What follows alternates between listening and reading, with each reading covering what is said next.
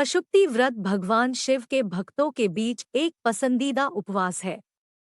हालांकि इस व्रत का नाम बहुत से लोगों के लिए अपरिचित हो सकता है, लेकिन इसके लाभ महत्वपूर्ण और विचार करने योग्य हैं। तो आइए पशुपति व्रत के बारे में जानते हैं। पशुपति व्रत क्यों किया जाता है? पशुपति व्रत कैसे करते हैं? पशुपति व्रत के नियम क्या है? व्रत की कथा क्या है? व्रत की पूजन सामग्री, व्रत की उद्यापन सामग्री क्या है? इसका मंत्र क्या है? व्रत के फायदे क्या होते हैं? व्रत में कौन सा खाना खा सकते हैं? व्रत में क्या नहीं करना चाहिए? आज इन सभी बातों को जानेंगे, लेकिन उससे पहले हमारे चैनल को सब्सक्राइब कर ले। तो सबसे पहले नंबर 1, पशुपति व्रत क्यों किया जाना है? शास्त्रों के अनुसार पशुपति व्रत व्यक्ति के जीवन में सभी समस्याओं को दूर करने और उसकी मनोकामनाओं को पूरा करने वाला माना जाता है। यह व्रत वे व्यक्ति कर सकते हैं जो किसी भारी बोझ से जूझ रहे हों या अपने वैवाहिक जीवन में कठिनाइयों का सामना कर रहे हों। इस व्रत का पालन काफी सरल है और इसे करने के लिए किसी शुभ मुहूर्त या किसी विशेष दिन की आवश्यकता नहीं होती है। इसमें भगवान शिव की पूजा की जाती है। नंबर 2, पशुपति व्रत कैसे करते हैं? इसकी विधि क्या है?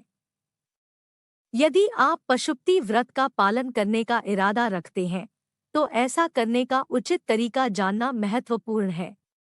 पशुपति का व्रत लगातार 5 सोमवार तक करना चाहिए और उद्यापन के बाद ही इसे बंद करना चाहिए। सोमवार के दिन सुबह स्नान कर स्वच्छ वस्त्र धारण कर पूजा की थाली और कलश लेकर मंदिर जाएं। थाली में चावल, लाल चंदन, फूल, प्रसाद, बेलपत्र और अगरबत्ती, कपूर और दिया या दीपक, मंत्र पढ़ने के लिए पवित्र धागा या माला, प्रसाद के रूप में फल और गंगा जल या पवित्र जल, नारियल और पान, मिठाई, रुद्राक्ष माला, पंचामृत जिसमें दही, शहद, चीनी और घी का मिश्रण जरूर रखें। इन वस्तुओं को चढ़ाने के बाद आप कलश के जल से भोलेनाथ का अभिषेक कर सकते हैं। अभिषेक के बाद दीपक जलाएं, भोग लगाएं और भोलेनाथ की आरती करें। आप पूजा के बाद अपने सुबह के भोजन में फल और मिठाई का सेवन कर सकते हैं। शाम को वही थाली मंदिर ले जाएं, साथ में 6 दीपक और घर से खाने के लिए कुछ मीठा भी ले जाएं। मंदिर में घर का बना भोग लगाते हुए 6 में से 5 दीपक जलाएं। 2 भोग मंदिर में चढ़ाए और 1 भोग घर में वापस लाए। पूजा करते समय भोलेनाथ से अपनी मनोकामना व्यक्त करें और उनका आशीर्वाद मांगे। घर में प्रवेश करने से पहले दरवाजे पर दीपक जलाएं और भोलेनाथ का स्मरण करें। इसके बाद ही घर में प्रवेश करना चाहिए। नंबर 3, पशुपति व्रत के नियम और सामग्री। भगवान शिव के पशुपति व्रत के अपने अनोखे नियम और तरीके हैं जिनका भक्तों को पालन करना चाहिए। इस लोकप्रिय उपवास को शुरू करने से पहले इन दिशा निर्देशों को समझना आवश्यक है।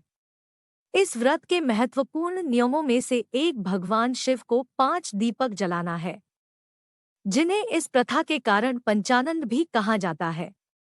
इसके अलावा इस व्रत को 5 सोमवार रखने की प्रथा है, जिसके दौरान भक्तों को मंदिर में जाकर भगवान शिव की पूजा और अभिषेक करना होगा। मन और मुख दोनों से श्री शिवाय नमस्तुभ्यम का निरंतर जप करने की सलाह दी जाती है। यदि भक्तों को लगता है कि शिवलिंग के आसपास के क्षेत्र को साफ करने की आवश्यकता है, तो उन्हें पूजा के लिए सभी सामग्री, बेलपत्र और जल चढ़ाने से पहले सफाई करनी चाहिए। भोलेनाथ को चढ़ाने के लिए थाली में रोली, चावल, फूल, फल, बेलपत्र और प्रसाद जैसी चीजें लाना आवश्यक है। नंबर 4, पशुपति व्रत की कथा। शिव महापुराण और रुद्र पुराण में कई बार उल्लेख किया गया है कि पशुपतिनाथ जी की कथा सुनने से एक भक्त को उसके पापों से मुक्ति मिल सकती है, वह अपार सुख प्रदान कर सकता है और उसे शिव का प्रिय बना सकता है। यह कथा सुनिए। किंवदंती है कि एक बार जब शिव एक चिंकारा के रूप में ध्यान कर रहे थे, तब राक्षसों और देवताओं के संघर्ष के कारण तीनों लोकों में अराजकता फैल गई। देवताओं ने महसूस किया कि केवल शिव ही समस्या का समाधान कर सकते हैं और उन्हें वाराणसी में उनके ध्यान से जगाने गए। हालांकि देवताओं को पास आते देख शिव ने नदी में छलांग लगा दी, जिससे उनके एक सींग के 4 टुकड़े हो गए। इसके जवाब में भगवान पशुपति चतुर्मुख लिंग के रूप में प्रकट हुए और तभी से पशुपतिनाथ जी की पूजा और उपवास करने की परंपरा शुरू हुई। नंबर 5, पशुपति व्रत उद्यापन सामग्री। यहाँ कुछ महत्वपूर्ण सामग्री शामिल है, जैसे पुष्प, अगरबत्ती, दीपक, सुपारी, इलायची, गुड़, नारियल, बताशे और अक्षता।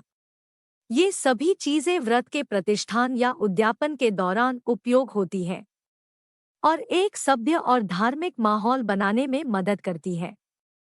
इसके साथ ही हमें अपनी भक्ति और प्रार्थना की उचितता और सामर्थ्य का ध्यान रखना चाहिए, जो इस व्रत को सफल और अर्थपूर्ण बनाता है।